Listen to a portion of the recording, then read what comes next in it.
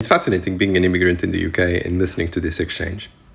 Isn't it a bit insulting to say to a Indian doctor, say, who is working 60, 70 hours a week, that in order to get settled status here, he's also got to volunteer?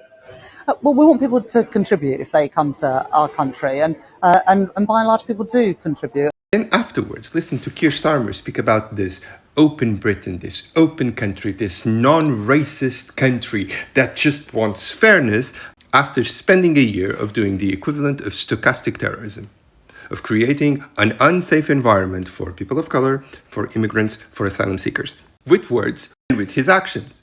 The crackdown on immigration, the crackdown on asylum seeking. Because whilst the Labour Party is saying that this is a war of values with reform, they're not telling you two things. The first is that for Keir Starmer's team, emphasizing reform as their enemy is a strategy. A strategy that blew up in their faces, but a strategy. Because they wanted to use reform to eliminate the threat of the Tory party.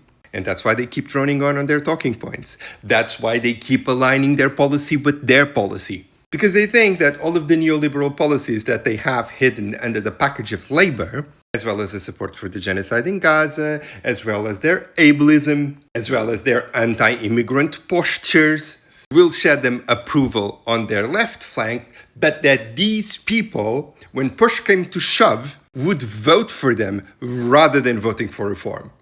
Of course, this blew up in their face spectacularly because they are not going to be able to out-reform or reform, but they are hemorrhaging votes on the left. And the second part is that the racism and the xenophobia of this Labour government are in full display over there. Because on the one hand, they're saying that reform voters are not patriots. They are nationalists. And that's a bad thing. But on the other hand, their immigration policy hasn't changed. It just became more draconian. Because whilst they are insulting them, they're also saying, actually, you're kind of right on the theory. You just don't approach it in a polite enough manner.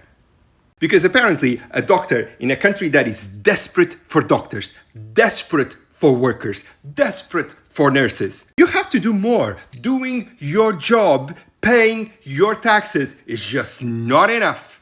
Sustaining the economy, sustaining the community, delaying the demographic cliff is not good enough. You have to be superhuman. It's going to be funny to see how that works.